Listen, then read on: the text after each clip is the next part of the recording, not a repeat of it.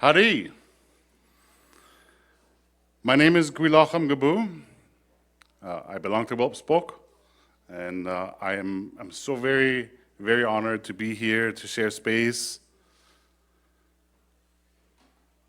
I can't believe the caliber of speakers that we heard from throughout today, the first panel day, and the topic we will be hearing about today is something that is very near and dear to me, out of personal interest. It is the bread and butter for so many Indigenous people. It helps us determine our future. And I'm so very thankful for hereditary leaders and leaders in general to be here to support, to lend us wisdom, to guide us.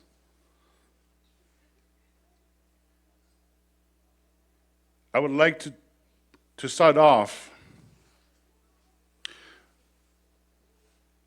I have, and don't get me wrong, this is not about me. I'm just trying to create context. I've gone to school for economics, and I quickly learned the Western view of economy is far from reality. See, looking through the lens of meeting needs of Indigenous people that are usually on the far spectrum of the receiving end by seeing our resources ravaged and pillaged in the name of other countries that have dominated them, that have mistreated them. And now they're being forced once more to buckle in the name of a country that colonized them. So today we're talking about sovereign economics, environmental stewardship, environmental justice, and how it relates to title and right.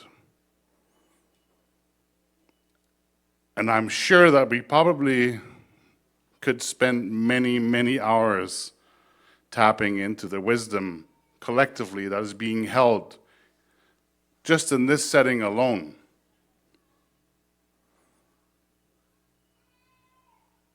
My opening question is, what does, in your opinion, what is needed to form sovereignty within economy, within Indigenous economy? And if I can ask Denise Was to be the first, that'd be very nice. Masai, Denise, Jesse, sovereign economics, in my opinion, is real adequate traditional training for the youngsters. But being back on the land and knowing what type of training that the trainer themselves would administer to the young people. And the training that goes on in my lifetime is downright hardcore physical training, mental training, all done through the language and the legends that were shared to me. And this morning I had a really good drive and I talked about it. The mental training that my uncles and my dad had put me through. I often wondered why this was so. I thought it was to tell you the truth, I thought I was going through some sort of abuse or something, because I was coming straight out of the residential school, and I did not know, but they brought me back to the land. They brought me back onto the trap line, and they put me through a slew of training. And where I'm going through with this is what we get from the land, the furs, the animals that we trap and we hunt. And all of that has to do with our real sovereign economics, the way we used to be. We used to trade all of that, the fish, the furs, all of that we used to trade with other nations. Um, the nations that we used to trade is my father's tribe, the Naruten people. The Naruten people in turn traded with the nations up north and through what they refer to as a grease trail. The grease trail went as far as to the Rockies, and some people may look at this in the BC archives where they show some pictures of some of the Babine people and some of the Wet'suwet'en ladies as well wearing these necklaces that come from the Lakotas. And it didn't come into our area by accident. It come here by trade. And so that is in itself the wealth that was shared uh, in the fishing sites, the harvest of the fish, the trade of the fish back then, the trade of the furs. Back then, the furs were of high value until during the fur trade, et cetera, et cetera.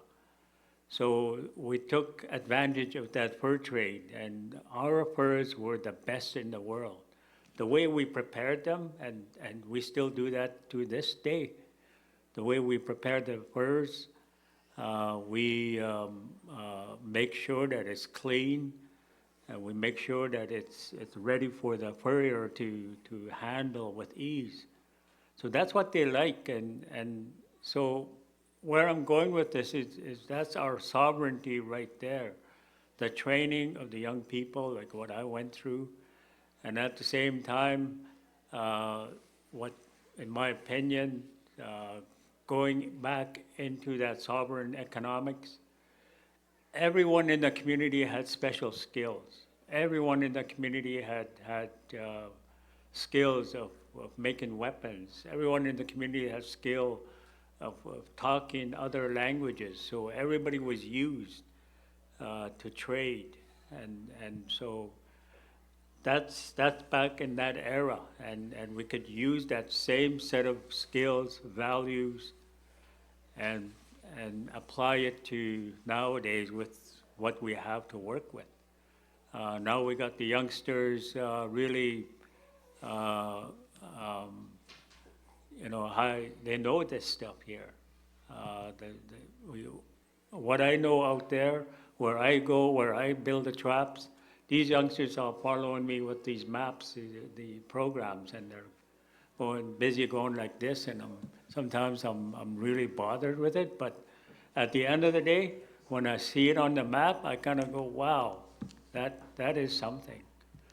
So building that certainty on the map, because people see it on the map, and it's measurable. And when it's measurable, our existence is there. And when our existence is seen on paper and on a map, we also codify the animals where we catch them. We see where the wildlife movement is. That's our wildlife management right there. So that in itself, we want to return, we want to restore our true economics back to life, but at the same time, applying those same principles into the modern way of what people see as business. And that's the way that I think our sovereignty will take hold. So that's my opinion. And if you allow me to add a little bit of context, the title of this panel, it seems like a lot, and it might not be very clear at first glance how sovereign economics, environmental stewardship, environmental justice, title and right, all of these things are related to each other. But for Indigenous people, there is a struggle connected to any and all of those that at the bottom line finds a common denominator that relates to title and right or a lack of title. And so many smart people have spent lifetimes fighting for something that should be given, fighting for something that Indigenous people, First Nation, Aboriginal people, we've gone through many, many different names. Next will be original. That we have done, that we have proven for thousands and thousands of years. Use and occupation within the very same place can't even relate to Western science to study something for a prolonged amount of time. Get out of here. 150 years, 200 years, compared to 11, 12, 20,000 years plus, not comparable. And chances are, during that time, people have made mistakes, as we do, but we've also learned from that. And to be so hesitant nowadays to learn from our own past is absolutely foolish. So that's why we connected the dots to these important pieces. And I felt that it needed a little bit of explanation or context. Kananario, you and I have a relationship, and I continue to learn from you and from your relatives and your friends, as we all do. And I would be really, really keen to hear your thoughts on the very same question. What builds, what is needed for sovereign Indigenous economics? Sego sebo gwego got hardy on the young yet a walk scary wage. The Cantanega need a bageno. Can you gahaga? You want geek the road on to know only what you out on Haje Roscarage de Goa. My name is Gotna Hario, and I'm the Bear Clan, and I'm from far away from here.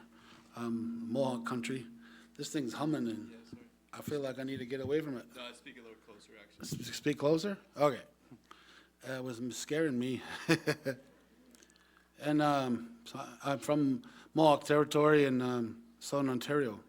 And we have very similar situation politically and economically there in my homeland as you do here. We didn't sign any treaties and give our land away. And Canada has the largest population in the whole country in our territory.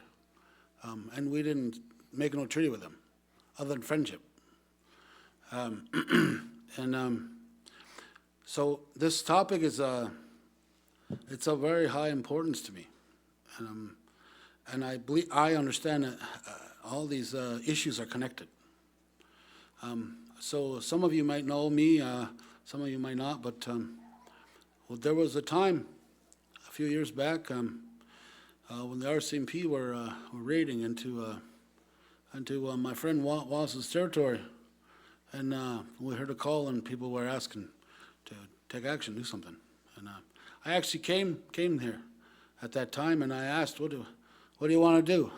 And they said, we want to shut down Canada. So I said, well, that's a big task, but okay. So we went home. And we met in our clan, and I delivered a message. They sent me with certain questions. And they said, you're serious about this, or are you just pretending? And the answer was, we're serious. So I was, okay, well, we'll get serious too. And so when that happened, we decided to take a position. We decided to embark on an economic embargo against Canada. And a lot of people thought that that train blockade was, in connection to trying to stop a pipeline, but it wasn't. It was an alliance. It was a promise to assist, and we understood that the most effective and efficient way to squeeze Canada for what they were doing, invading illegally into territory they don't own, was to squeeze them economically. And so we chose the artery, the train artery, because they're transporting all the goods across our lands. And so we took an economic position in a manner, and was very clear with Canada that we're not going to cross our land with goods that you're stealing elsewhere while you're invading in our friends' lands, and you don't have the right to be there. And so when I think about sovereign economics, I think about it in terms of the territory that we're in. It's ours. It's our responsibility. And no one has the right to come here from somewhere in the world to tell us that we need their license, or that we need their approval, or we need their authority, or that we need their special science, or their special knowledge, or their guidance. We don't need any of that. What we need, I believe, anyways, my opinion, I believe that we need to take responsibility over the economics that will occur in our lands, all of it, of our own people and of the settlers. And that we need to be the people who are taking the lead as to how it gets done, and why it gets done, and when it gets done. And that I believe that what my brother here and my friend was talking about training the young people so they have that way of thinking. Because it's not just about following a ritual or practice, it's about a way of thinking. And I believe that our language and our knowledge, our inherent knowledge that was passed to us by our ancestors, by the positive things they did and the mistakes they made, right? That's how we get laws and rules, because we make mistakes and we go, hey, don't do that again, right? That's how you do that. Real simple. And we're going to make more of them. We're going to make mistakes and go, oh, don't do that again. We wrecked that river, or we wiped out those that kind of animal, or whatever, right? Like we have to be honest with ourselves about our ancestors' triumphs and losses, and we have to accept ourselves as being doing the same.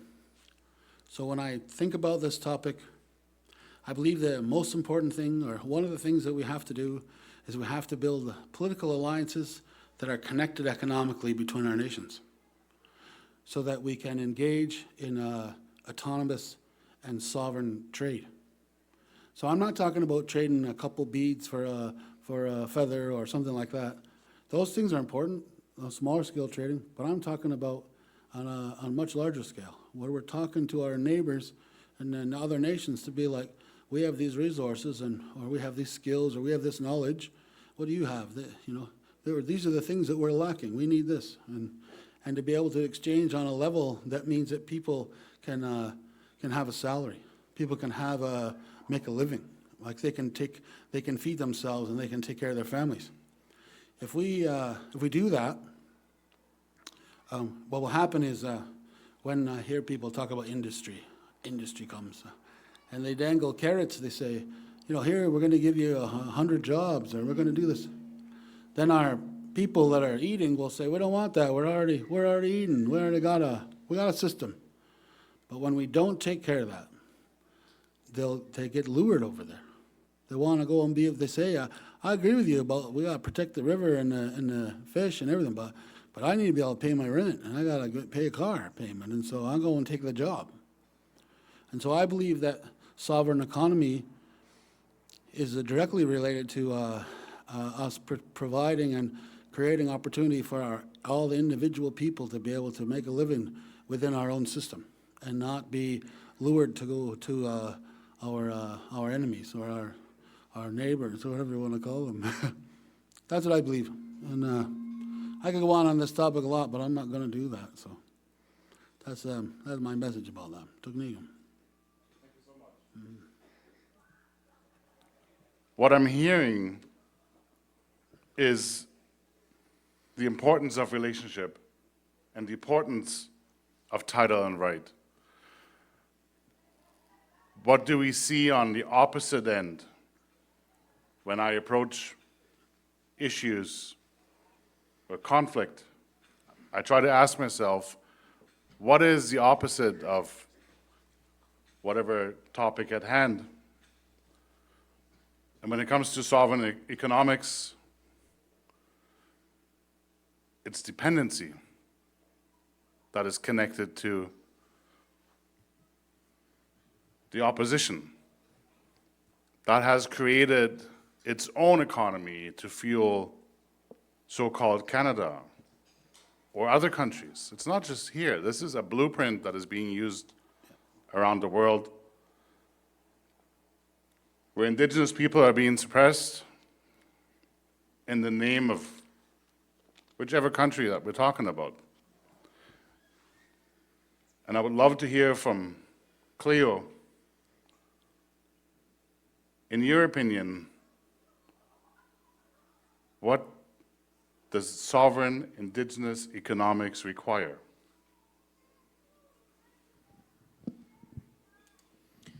Hi.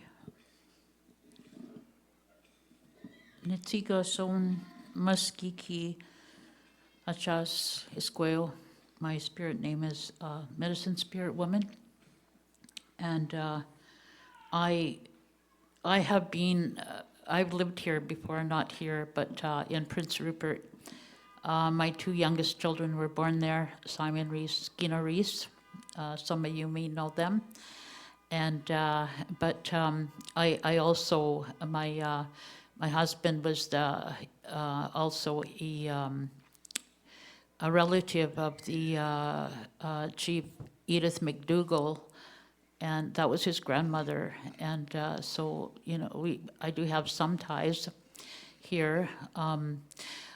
Also, when I moved here, I really did not know much about my own people, because I was one of the 50 scoop. You know, you've heard of 60 scoop? Well, it actually started in the 1950s. And so we weren't raised by our own parents. And I actually learned a lot more about the West Coast, the Tsimshian culture, than I did about my own Nihio Cree culture.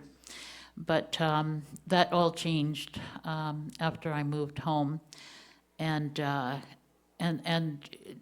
became part of the community where I was born, and got to know my mother again. I had met her sometime throughout the years, but this time I was able to spend a lot of time with her. She just passed away last month. She was 97 years old, and was a fluent Cree speaker. And unfortunately, I never did learn my language. I do try, and I am learning as I go along.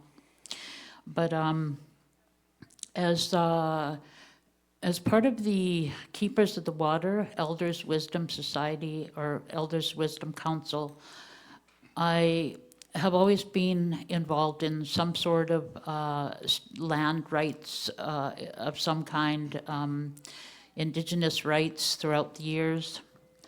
And when we come to a question like sovereign economies, I have been attending, I am part of the Treaty 8 Association of Alberta. And Treaty 8 has been discussing this whole issue of sovereignty. And economics is something that is just part of that whole question of sovereignty. And we, as treaty people, we signed this treaty as sovereign Indigenous nations. And that was with the Crown, like the Queen of England at the time. So that was not giving away any of our rights, not giving away our land, etc. Later on, there were reserves established after the treaty. So 1899 was the Treaty 8. And then our reserve was not actually established till 1915. Back then, the people, we would get $5 a year as not as a payment, but as a token of recognition that we were in a treaty partnership with the Crown. And that's actually still is happening to this day. We still get $5 a year. When we have our treaty days, we have RCMP come in, and they have all these $5 bills, and they've got lists of names, and you could stand in a line and get your $5. And nowadays, I'll get back to the economy thing, but in a moment. But I just want to explain about this treaty relationship. Back when the first treaty was signed in 1899, was actually Treaty 8, so there were like 7 already signed before us. The government at the time recognized that the North was very rich in many things. And they had just started to find out all the deposits of oil or oil sands, and we call it the tar sands because it's just like tar when it comes out. And they could see in the future how this was going to be really significant. So they did go ahead to rush this treaty through in 1899, and that was not. It was part of the numbered treaties. There are actually 11 treaties, 1 to 11, and these groups meet every year in a different part of Canada. This year they're meeting in the Tsuut'ina Reserve in Calgary. Last year it was in Cold Lake in Calgary, and it was all the treaties 1 to 11.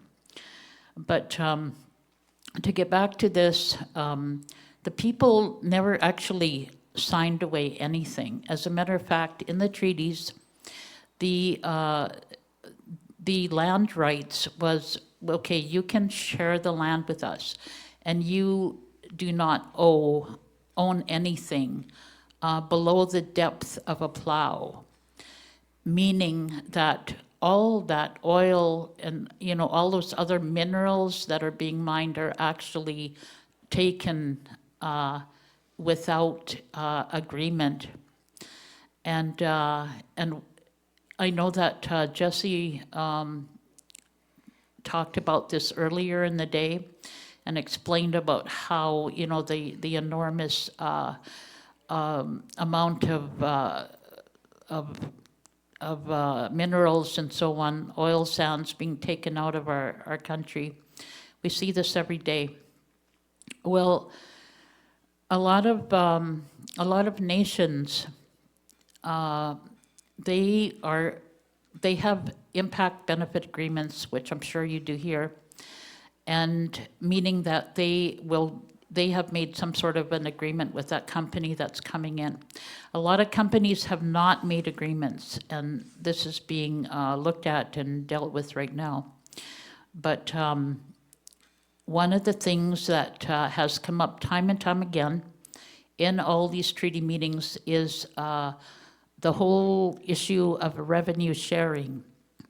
Now, revenue sharing is such a big topic. It's really something that, like, I can't even wrap my head around it, except that I know that we are owed a lot. So this is something that in order for us to develop our own economies, whatever they may be, I don't see it as resource extraction, even though some nations have gone that route. But this is a question that I myself don't have an answer to, because my thoughts are, if we go and do the same thing as the oil companies are doing, digging up the land, creating huge areas of devastated land that's completely, all the trees are gone, and all you can see is sand and clay and that kind of thing, and it's a horrible thing for us to see that kind of thing. and to see the forests gone and things like that. And so how do we, is that what we want? Do we want to, our economy to be based on resource extraction?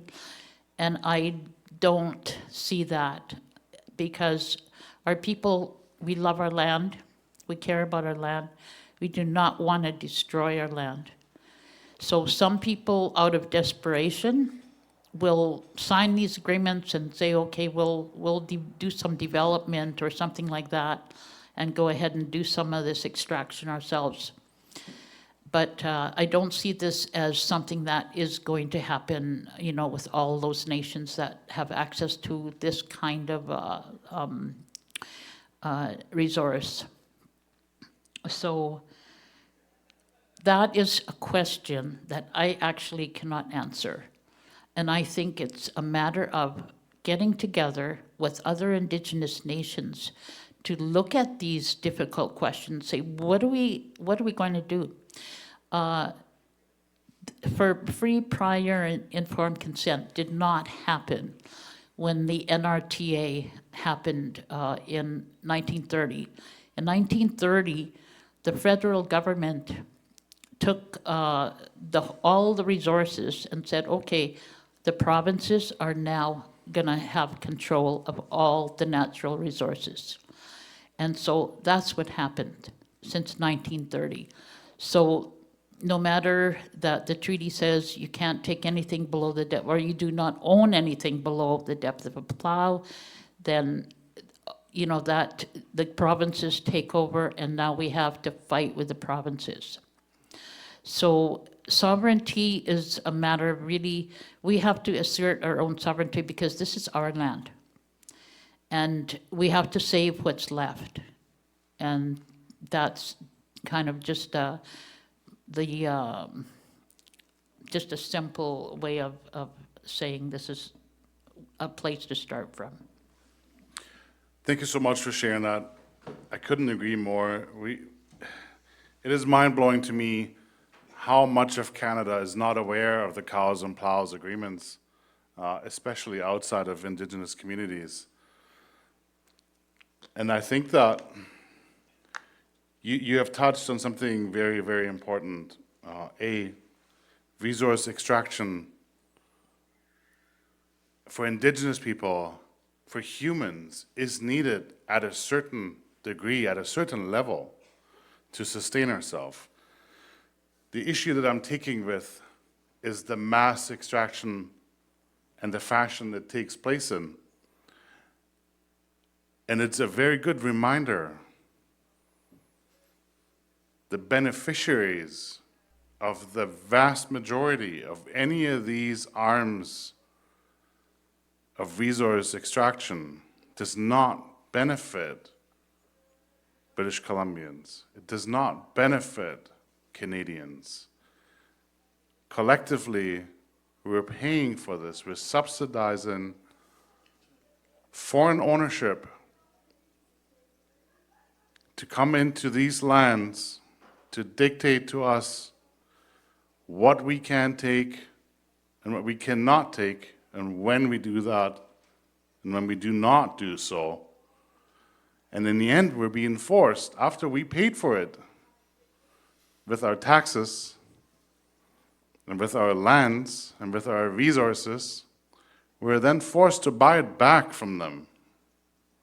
That is an absolute, absurd, construed agreement that big industry and corporations thrive on year after year after year. In my opinion, countries like Canada are built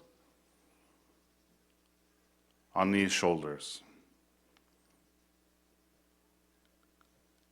And you mentioned FPIC. Recently, we had an opportunity to travel to Ottawa and address the Prime Minister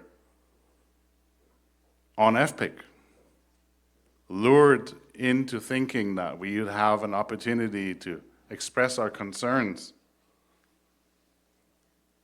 It turned out to be a bait and switch tactic to get many, many chiefs and people into a room to hear about more impact benefit agreements, to hear from more nations that have already signed such impact benefit agreements with big industry, that is every single time not benefiting our own people, not benefiting at a provincial level or federal level. And most of the times, it goes right back to Wall Street. It stuffs the pockets of US billionaires. And FPIC, free, prior, and informed consent, is the bare minimum. It's what we can agree on that should not be anything less than FPIC, yet we're fighting to achieve that. Why are we aiming for something that's so low? Why aren't we interested in making and creating better economies and better humans within our own society, within our own countries? We're being told that FPIC is what we should be talking about, and FPIC is the level that is desirable. It's not desirable, in my opinion. There shouldn't be anything less than FPIC. Let's aim for far more. And Mike Ridsdale, I look up to you. We have done work together. I've read many of your reports. You've influenced many of my colleagues and friends. I'm very keen to hear your opinion and your thoughts on this and how this relates to environmental stewardship and justice and title and right ultimately. Misai, Denize Sakaze Skyze. I'd like to really start off in looking at from a Wet'suwet'en perspective. We have 38 House territories, and those territories are finite. They've been delineated by our ancestors. Our ancestors told us where the boundary lines were for each of these House territories. So when you start looking at it from the point of view specific House on a specific territory in terms of sovereign economics, you need to break it down to from the point of view of what's here right now. There's industrial expansions, there's farms, there's homes. What are our food, social, and ceremonial requirements on that specific House territory? So what are the lands available for us to use for our gathering, our harvesting, our spiritual and cultural ceremonies on the landscape? You have to divide it to a point, what is left in the box? What is left for each of the house groups that are trying to live off of that land in terms of what's left for them on that social economic piece? Where can we do our social interactions with the land? And so we break it down to a point, really looking at it, well, there's water, there's mountaintops. A lot of the land has already been taken up.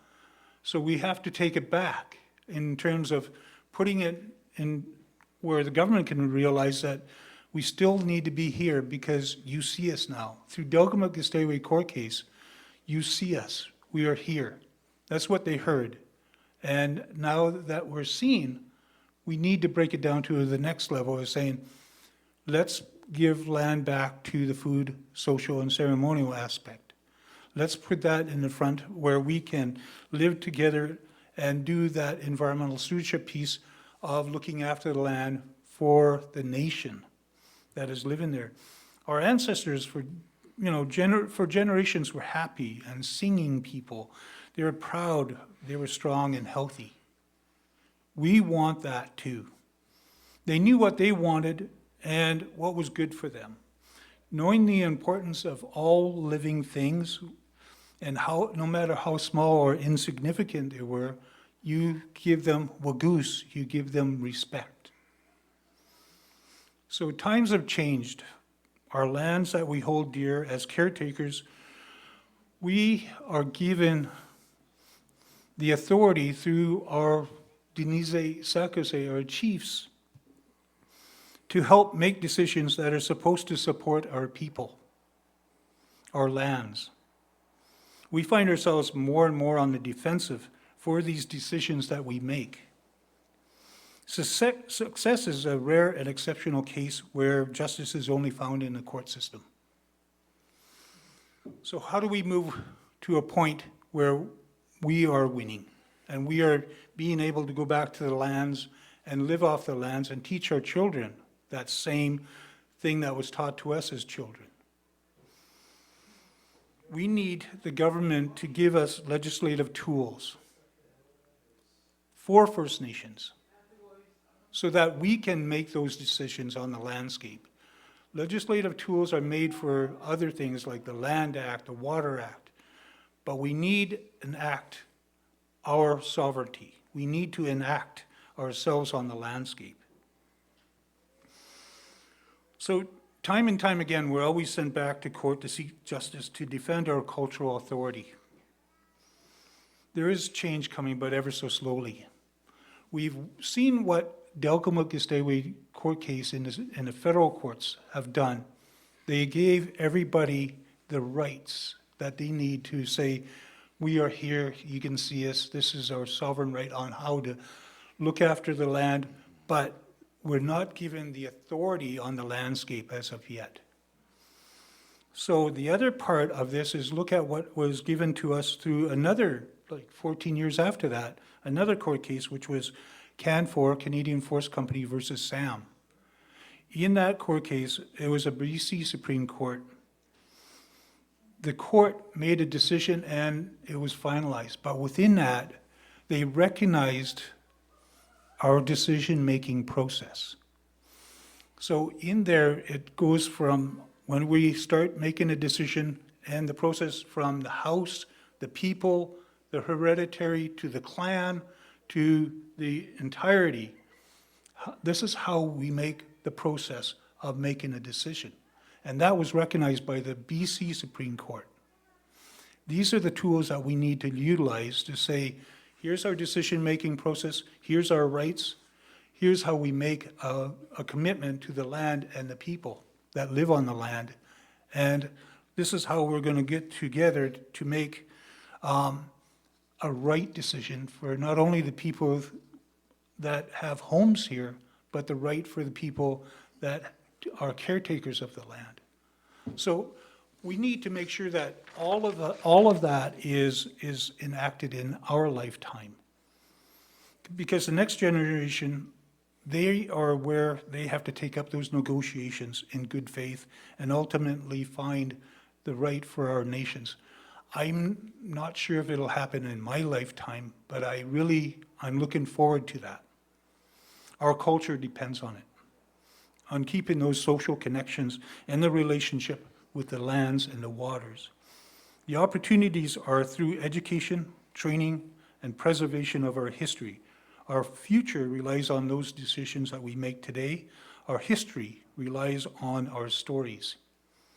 This is our cultural responsibility. This is how we, as a nation, as a people, can survive and work in the modern context. You know, when we start looking at how can we use those court cases and how we can use those decisions, look at what was already written within them and having the details how you and your nation can get to a decision on any project should contain the information of the manner of communication. So if a proponent comes to you and say, we have a new project, how can we communicate that to you and your nation? You go and say, well, we need a communication and engagement agreement. This is not to say yes or no to a project, but for you to give us the information so that we could tell our people, how do we move forward? Plus, that's an agreement recognized by the courts that once you go to court, you say, did you guys try to reach an agreement? And that communication engagement is just that, communications and engagement. It's not to give a consent to a project. So that's the first step. The second step is having an agreement to make a decision. So this is where, again, we made headways through the BC Supreme Court on decision-making process. Use your entitled decision, traditional methods of making a decision. Use those methods and bring them along with you, because they need to witness it. If all things fail and you got to go back to court, that process of having an agreement, having them sitting through your decision-making process is all part of leading up to where you're going to give a final decision, and you're going to have them as witnesses. This is what the courts need to see. And that's exactly what you should be able to do, is by your traditional method of making a decision, that will take you through using Delgamuuk, using Canfor versus Sam. Here's how we did it. We followed our process traditionally, and the government was there and they witnessed it. You've made a decision on that project. Great. That's the legislative tools that we need to enforce for our decision-making and on our landscape. Because eventually, we will be the authority again. And that's what we all hope for. And that's where we strive for. And I think in terms of the title and rights portion, we all are here together as one. And we should be united on the front of getting that authority back. Thank you. Thank you, really.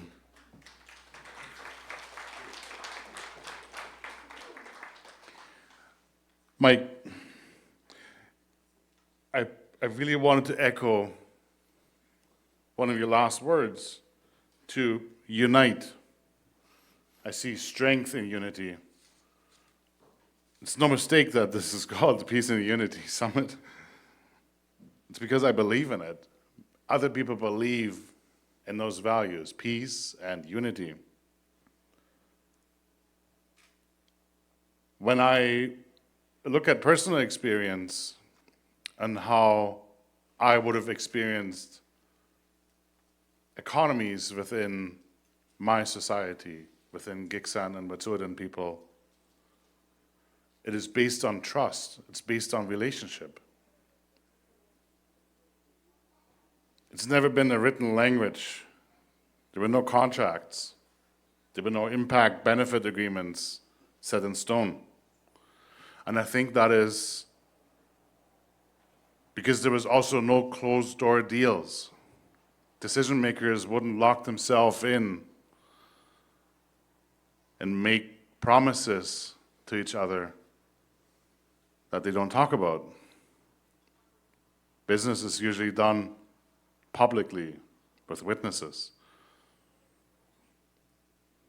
And so I feel that I'm so grateful to have been exposed to that behavior, to that way of how we conduct, because ultimately,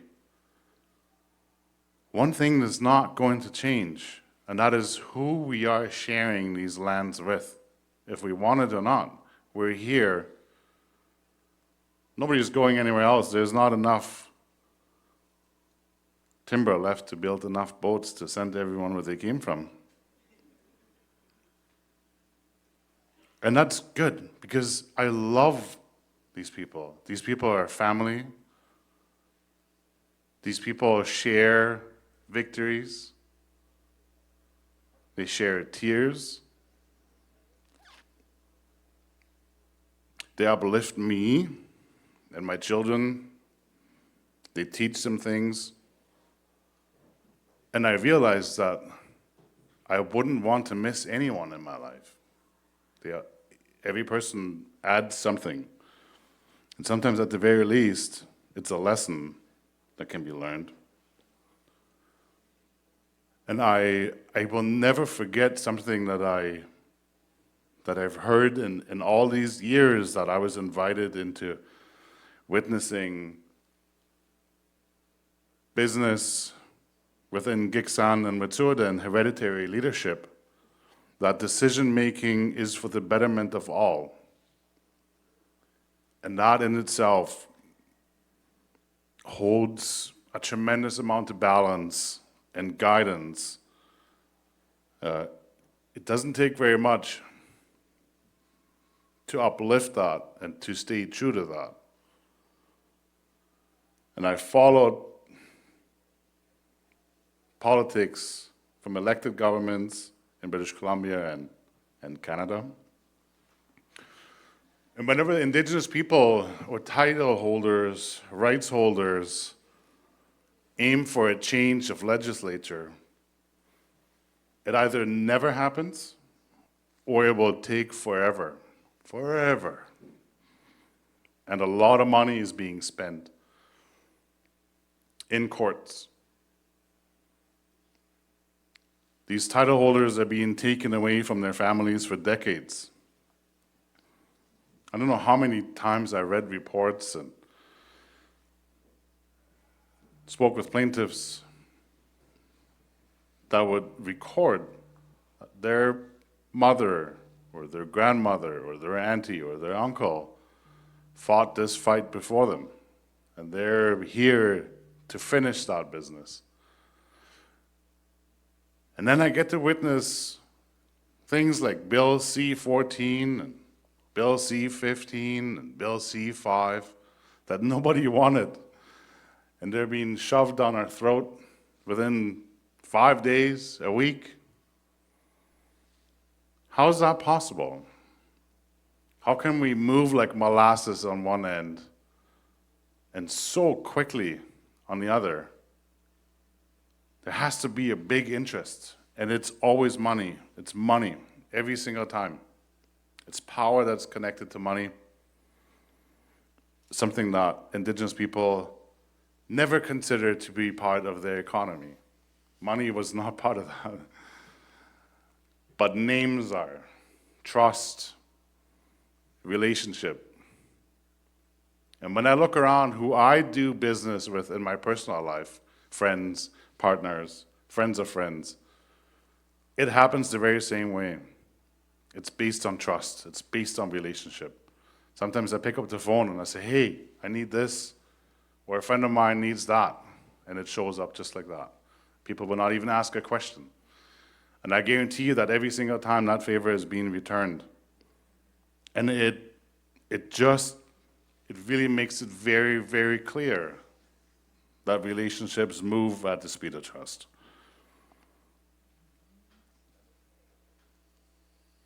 Something that I would really, really, really want to remind everyone of.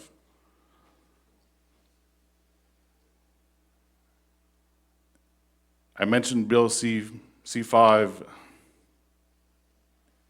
We heard about FPIC. What happens when we as Indigenous people, as title holders, are invited to partake in some of this business? What happens when we say no? It seems like we're only ever invited when Canada already knows what the answer is. And in a few instances recently, sadly, we all learned what it means when we say no. And all of a sudden, Indigenous people are being criminalized, dehumanized, in the name of industry and in the name of Canada, in the name of Canadians.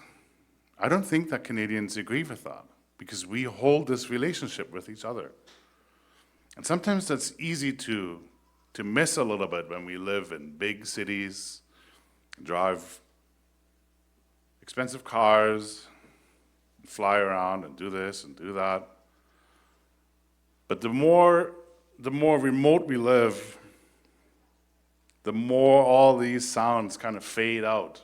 And I myself find peace when I can spend time on the land, when I have time to take my children out, or when I can just be out on the land by myself. And I would love it if you felt okay to share with us where you find peace, what makes you feel wholesome but helps you guide through these jungles of decision making. Because maybe there's someone out there that finds himself in the same position, and if there is something to be learned, I think it's worth sharing. Denise was. Thanks, Jesse. You know, throughout my experience, the one thing that really stands out in my teachings from my father is that he always told me, do not be afraid. Do not be afraid to tell people who you are, where you come from, and what you stand for, and who you are. Don't be afraid of that. Tell them exactly who you are. And the other thing too is don't be ashamed of yourself.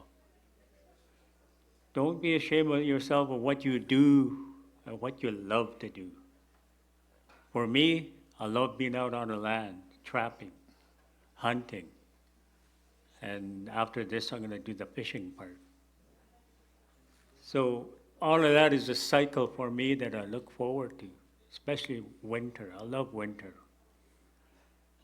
That's my zen in one of the seasons. Not to say that the other seasons are not my favorite seasons. Nice and warm today.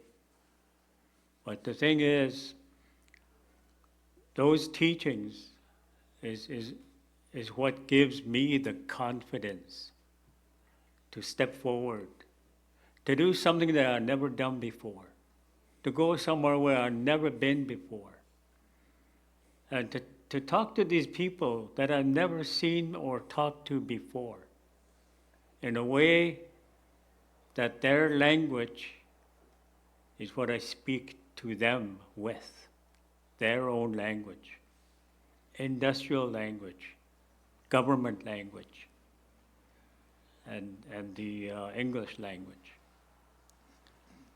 But you know what? Before I do that, I always speak my language to get myself grounded. So that my ancestors are with me, and my father and my uncles and all the other men that taught me. All of the teachings that I have behind me. All of that is with me when I speak my language, and when I talk after my language, I talk to these people. And you could see them tremble. You could see them that they just cannot break this barrier that they tried to break when they brought me to the Lujak Residential School. You know, I don't ask for pity. I don't ask for anybody to say, oh no, this, that. You know, I mean, no, they knew better, my dad and my uncles, and the men that surrounded me, that brought me back to the land. And there they knew that I was going to move forward throughout all of these distractions, the legends that they told me. There's going to be a lot of distractions along the way, son. Watch out for them. There's going to be a lot of people that are going to be talking about this, about you, about here and there. Watch out for that. And stay focused.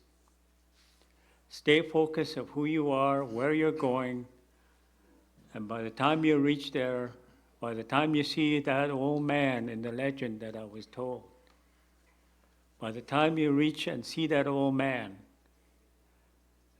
then you're going to see for yourself what kind of success you have to look back to when you see the young people doing the same thing that you've learned, doing the same thing that you have done for the past 50 plus years. And with all what's happening around you, son, they're coming. They're going to come hard and strong. Don't be afraid of them. Tell them that's not right. Tell them that's not right. You can't do it. Don't be afraid to say that. And if they're slithery like a snake, invite them. You can peel that snake, and you can take it apart, and you can make it talk. So these are the legends that we live by. These are the legends that the teachings that I have that makes me walk more confidently. Wherever I go, whenever I go, I always go back to those teachings, to my legends that were taught to me. The distractions that I refer to is what my friends have talked to. It's what's written on those black letters. They're tricky. They told me, watch out for those black letters. They can be tricky. They can be sneaky. But at the same time, when you see this big thing coming at you, don't run from it. Don't make excuses and say, I don't understand them. Face it. Face them. Speak their language and tell them, hey, wait a minute, look. Don't use the lawyers. Speak your own mind. Don't be afraid. And for our non-Indigenous people, our friends, you're doing good. Don't be afraid to stand up and say, hey, that's not right. We appreciate that. We see you. We see where you're at. We see who you are. And we really appreciate you.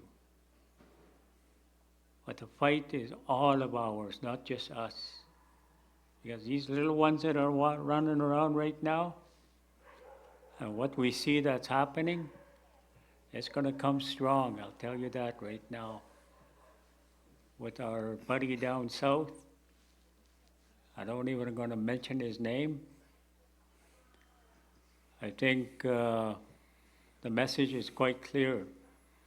The cronies up here, they're called Canadian politicians, they're jumping because they told them how high, they told them to jump, and they're asking how high can we jump. We're not going to jump. We're going to be straight in their face. And that's what we're doing. We're looking at some of these people and looking at these black letters and looking at their policies, looking at how they want to engage and how it looks. And yeah, that carrot is dangling all right, but no distraction, please. That's in my mind, that's what I think. And as I'm describing this, my friend and I, we were talking this morning.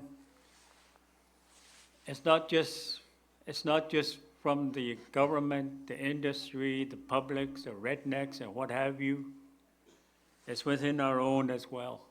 There's a lot of arrows being shot here and there, but at the same time, stay focused, be confident, stay confident. And I know where I'm going, I know what I'm doing, and I'm not afraid of them. I'm not afraid of what's going to happen.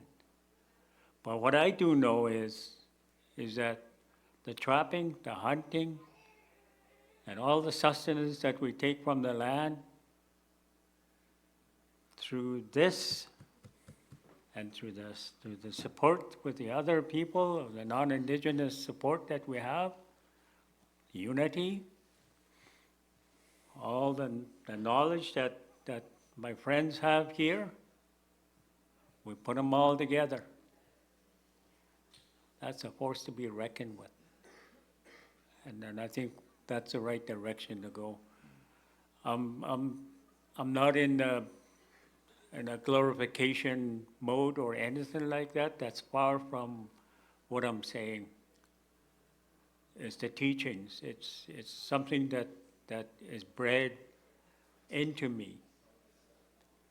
And after I finish with this, of course, there's the pastures, right? I got a certain amount of time. While I'm physically strong, I'm calling out to the young people. I'm calling out to the young men. Come and join us. We're going to teach you how to do this. We're going to teach you how to be confident. And you don't have to be Wet'suwet'en. You don't have to be First Nations or however you want to call it. You just think like the way we think. We'll teach you. And we're ready for that. That's my zen. That's my area of getting up in the morning, early in the morning, getting ready for the young people, and of course my aches and pains as an older guy, they love hearing that. So, how it's Canario, I would really like to give the opportunity to hear from you what drives you, what fuels you, what fills the tank to. Knowing all the things that we just talked about, still convince you on a daily basis to do the things that you do. Well, you mentioned something about peace. What do you do for a peaceful time or something like that in the very beginning? And I was thinking about that over and over and over and over again, and I'm like, well, I don't take vacation because I'm in the fight, and I like that. I'm here. I'm in because my ancestors, my uncles, my grandma, my people, they said, this is ours, this is our laws, this is our ways. Don't let it disappear. Don't let it get old. Don't let it get covered up. Make it survive. So when I was a young man, maybe about 14 years old, I made a decision. I think there was some spiritual influence, but I decided that I wasn't going to stop until I knew that I could rest and the future generations were going to be okay. And so I find peace in that every step I take and every action I get involved in, every word I choose carefully to help is moving towards the place where I see we're going to be okay. Because when I was a little boy, going to the meetings and going to the longhouse and going to things, there was no other little boys. There was only old men and a few old women. That's it. And now I see how much effort we put in every day. Get up. What are we going to do? Get up. Let's go fishing. Go up. Walk in the face of whatever it is and don't be afraid. Let's go and deal with it. And what we found was that the court cases take forever and ever and ever, so it's better just to be, in our language we say, it means like his head is hard. You just got to be stubborn. Just doing it. We got the right to do it. This is our land. This is we're going to do it. And when they say you can't do that and you're bad and you're a terrorist and you're all them things, you do it anyways, right? I watch the old people, even some of my enemies. They beat me, I'm pushing on them and they're pushing back, and I learn from them. They just didn't give up. We're doing it like this. And I seen the wind beat me. I was like, oh, why did he do that? He just was stubborn, he just was stubborn and kept moving forward. And I learned from them and watching, and so what I find, what drives me is that the next generation, we say in our language, the faces that haven't come up from the earth yet, the next generation of all the different things, human beings, fish, bears, deer, everything. We haven't seen them yet. What drives me is that I want to make sure that there's something that's going to be okay for them. We're We're not in fear of going extinct. And so I spend time with my daughter. I spend time with the young people, and they teaching me things. Speak a language better than me. They learn all the dances, and they're doing them. Like the other day, I missed the plane to get here, and I ended up going to a social dance. And I got there, and I was one of the old people. I said, what is this? And it was all young people, and they were getting up. They could say all the speeches in the language, and I'm not talking children. I'm talking, 25, 30 years old, and all their kids are running around talking in our language, and they're singing the songs. They were even doing songs that I hadn't heard in 25 years. Because there wasn't enough men and women that knew the songs to be able to do it, they did them, and I got to sing with them. That made me feel so beautiful because it's on the rise. We're on the upswing. We're not on the loss, right? And so I'm like, that just drives me. I'm like, let's go more. Because I'm like, to be honest with you, I don't want to do share agreements with them. I want us to have our own countries back. I want to disassemble Canada, and I want all our nations controlling our territory boundaries and accepting these people that got brought here to basically be work slaves for them. That's what they did. They brought all these immigrants here and said, you're going to work and you're going to pay us taxes. That's what they did, right? I want to bring them all into our countries, a part of us. That's the only thing that makes sense. And take care of our land and love this land with us, and take care of it, and be brothers and sisters to one another and stick up for each other. And someone's getting picked on over there, get up and do something about it. Don't just sit there and eat popcorn and watch. Oh, what's going to happen? Hey, it's no good. So that's what drives me. I'm like, let's win. What drives me is I don't quit and I don't lose. Simple. Right? I don't believe in that. So we have these three things, three messages that were given to us a long time ago. One of them is Ganarun Quatara. It means lovingfulness. It's the only way you could describe it. And that's how we're supposed to carry ourselves and engage in every relationship. Our relationship with the trees and the human beings and our children and our partners and our family. Ganarun Quatara, lovingfulness. To engage everyone that way. And that we have this is how I live my life. The next one is Gatnigohario. And to me, that word, it means to be optimistic. They say, if you direct translate it, it means like to have a good mind. But the way the people told me about that word, that way of thinking, the guiding principle is that is to be optimistic. So if something happens and it's negative, or there's arrows coming because your political enemies are mad at you, or whatever it is, if you don't got enemies, you're not doing anything, as far as I'm concerned. So you got to have something. It's okay. And that Gatnigohario allows you to see where's the opportunity.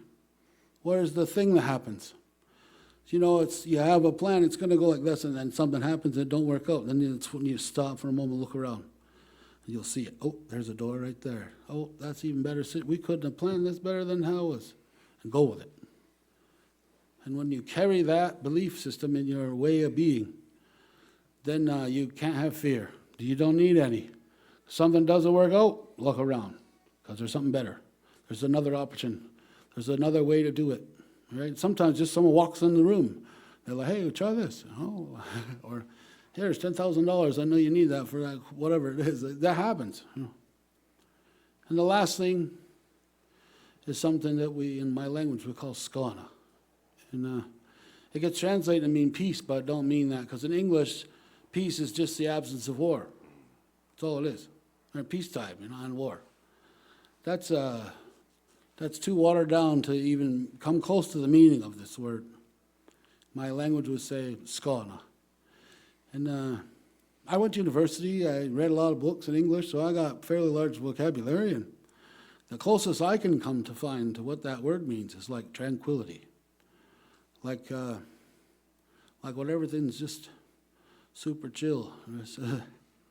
And so we're supposed to seek that all the time. And so we don't cause drama on each other's lives. And we try to help each other have that so that it's easy. And so those are the things that guide me, and that's what drives me to get up every morning, because I want my children and my grandchildren, my great-grandchildren, and the ones that haven't been born yet that are coming, I want to know, I want them to be, I want to know that they're not going to go extinct. It's the same as what my brother just said, that them young people are going to be singing and dancing and have the knowledge that our ancestors had. That's what drives me. I'm not willing to give up or quit or get run over or get ruined, or I don't care, they chase us around. I'm sure there's a bunch of us in this room that are in this space that are under 24-hour surveillance, those sort of things. You don't let it stress you out, just carry on. It's part of they're watching, that's all. You can't be afraid of them. That's what it is for me. So I encourage you all, think that way. Don't be afraid and don't be nervous and don't feel like, oh, this is too hard, I need a vacation. Come on, this is the vacation. This is the journey, love it, enjoy it. Yeah. Took me. Yeah, if you choose a fight, you better enjoy it. Love the fight. Someone once said, if you think you're a title holder, start fucking acting like one. And that's exactly what I'm hearing, listening to the four of you and to many other people that I look up to. It's not to abide by a system that you've never agreed with. It's to uphold the system that's in your genetics. It's to uphold the system that so many people have worked so hard for to keep alive. It's a system full of beauty, and it's a system based on love. I've never seen that in the Western world. Love is not tangible, and therefore it doesn't hold a lot of value in the Western world or systems. Cleo, if you feel comfortable, I would really like to hear your thoughts on ways to celebrate successes. Because I think it's the piece that we too often forget or overlook. But it's so important for Indigenous people, for humans in general, to celebrate. Thank you. First of all, I just want to say that I'm also a Chapin. I have 2 great-grandchildren, 4 children and 13 grandchildren. And when you talk about love and that using that word, that is, I think, the most meaningful thing, because as a grandparent, you want nothing but the best for your grandchildren. And my daughter in 2013, it was the 4th year of our healing walk. And we had a healing walk every year for 4 years. And that was to bring awareness about the damage that was being done to the land and to the water. And in that year, my daughter was pregnant, and just before the healing walk started, we usually had about 3 days, and we had talks and so on before we actually went on the walk, which is around some of the busiest areas of where they had tailings ponds, Syncrude and Suncor, biggest oil producing companies in the area. She decided that she was going to have her baby on the land in a teepee. And it was right beside the lake, our lake, in where I'm from, in our traditional territory. And she had the baby in the teepee. And we had many people from around the world there. Lots of people came to the Healing Walk for those years. And when it was her time to have her baby, there were elders there.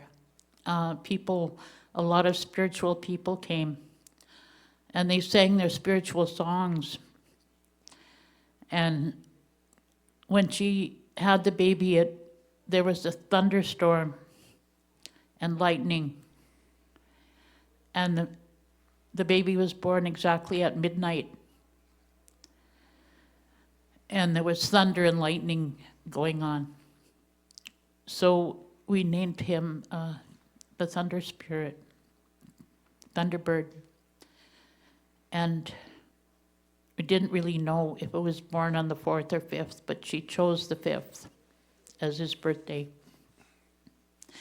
But to me, that is sovereignty, to have your children on your own land without the hospital and everything else that goes along with it. And the baby was born healthy. He was actually born in the sack. And the father is the one who delivered the baby. They already had 3 babies at home, so they knew about that. And the child is, 12 years old now, healthy. And one of the things that, when you talk about your relationship to the land, and the people here, up here on the table, it really touches me because I know how important that is. And when you're using your own language, it's your own sovereignty, it's your own identity, that we shouldn't have to express ourselves always in the English language. And that is something that when I hear that children are speaking the language and singing the songs that you haven't heard for 25 years, I think that those things are really wonderful and hopeful. And I think this is something really important we have to pay attention to, that our languages are kept, our languages are used and passed on. I was, as a teacher, a former teacher, I went through the NITEP program through Simon Fraser University.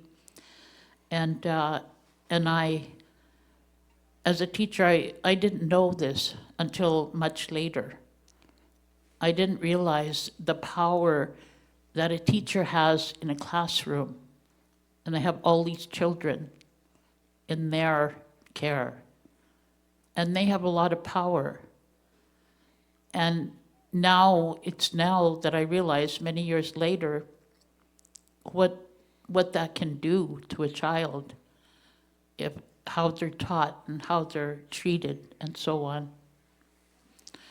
So when I hear the people that are talking about asserting their rightful ways and their languages and their cultures and so on, that's so important. And I want to say, well, I have the opportunity that where I come from, in Cree territory, living in Vancouver during the Oka crisis. And that was just an amazing thing to see what was going on over there.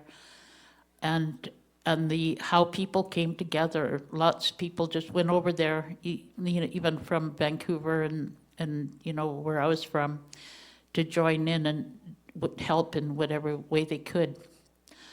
And then when during the pipeline issue, when people were saying, no, we don't want the pipeline through our territory, and I hadn't heard about the Wet'suwet'en people for a long time because I had moved away. So that name came up again, and then found out what the hereditary chiefs and, the people that believed in what they were doing, when I found out that about that, and it was all in the newspapers, it was all over, it was like everywhere.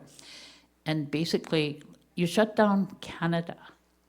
You shut down Canada. It was amazing. I think people were so thrilled when that happened. It was a wake-up call.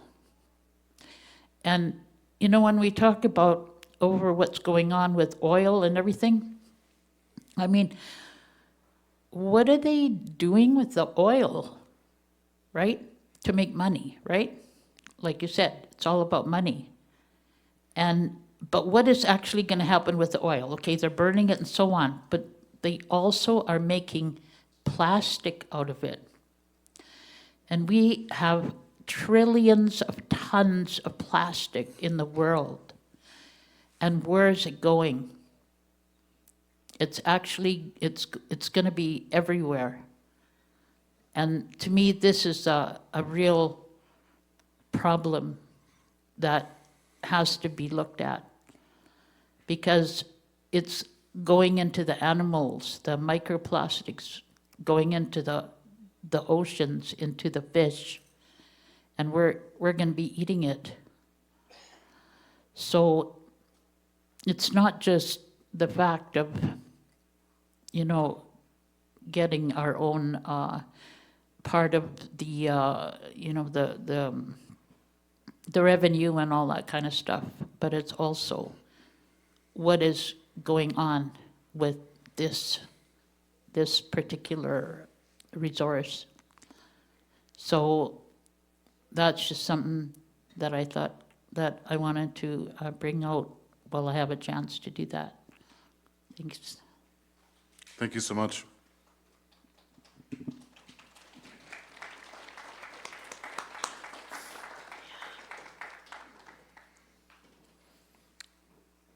And last but not least, Mike, in conversation between you and I and many others, something that seems to stand out very strong is the importance of education and knowledge, and is the importance of being inclusive, to take in our youth and have them be part of the things that are so important to us, because they will be important to them. And often we overlook them when they're the ones that would have to deal with our consequences based on our actions. And I'm familiar with your work, Mike, and I see that, and I know that you take that very serious, and that you educate, and that you include youth. And that is what I see in people that I look up to in my personal life and in my professional life. Youth are at the center of everything. Children, kids, youth, young people. We should not ever treat them any different. We should expose them to what matters the most.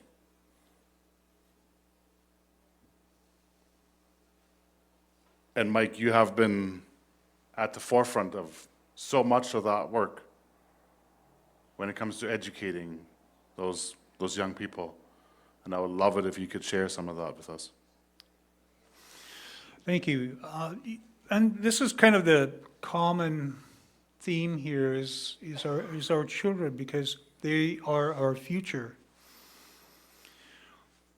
As we continue to engage in planning as a collective and together, we bring that home. We teach it to our children from what we've learned. And we hope to instill upon them that eventually they are going to be the ones to carry it forward. And when we think about ourselves and our children, we try to be one mind, one heart, and a common bind that keeps us together is our children. When we talk about things that we've written, and we talk about how it resonates with them as children, we hope that it resonates with each of you.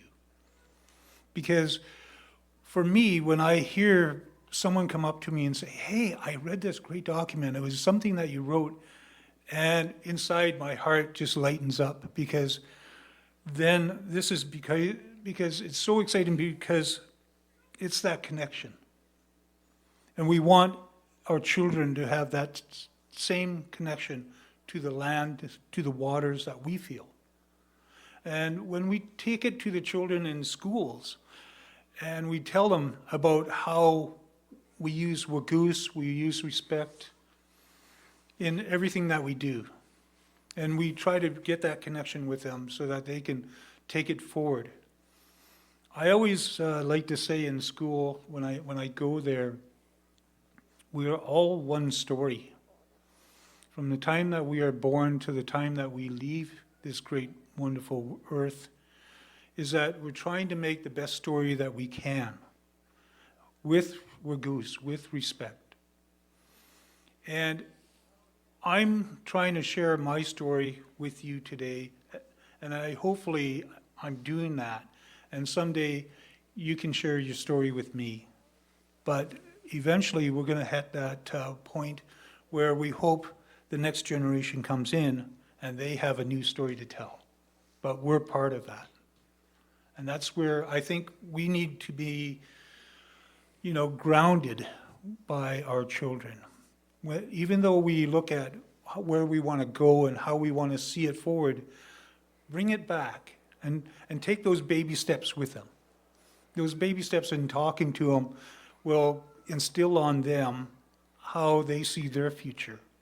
And I hope it's the same future that we see eventually.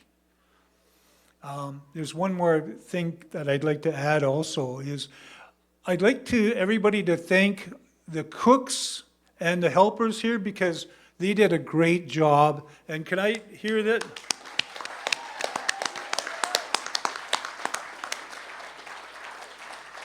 There's a second part to that ovation, is that I talked to some of the people on the doctor panel, and I says, I want to see what kind of difference you guys get at the end of your speech, how loud the crowds are clapping for you, and your clapping here kind of uplifts this panel here as well. So, hey, doctors.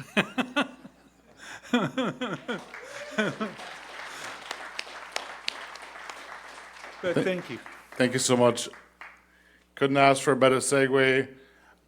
I would really, really appreciate and thank you for sharing your knowledge and your wisdom with all of us.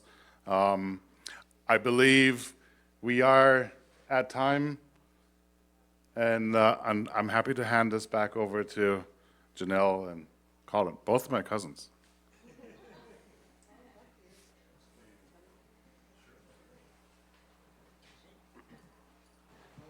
Check, check. Yeah, Doyach Sinisum. As always, it is an immense inspiration to hear of your words, your stories, your experiences, and this trajectory that we're on that has been set in place for many generations. And I know the fight is in a good place. And, and we have some prints for you all on behalf of the Peace and Unity team. Doyach Sinisum.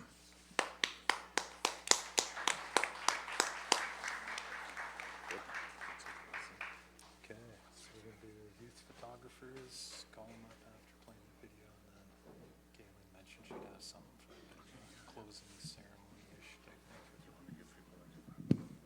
Or 5-minute break? What do you think? Yeah, I think this will be short. All right. Thank you so much for that amazing last panel of the day. I heard a lot of really sharp critiques of the current systems we're in, and a really clear vision for an alternative world that we all deserve. And I think a big part of that world is building up leaders, building capacity with one another, and building confidence in new skills. So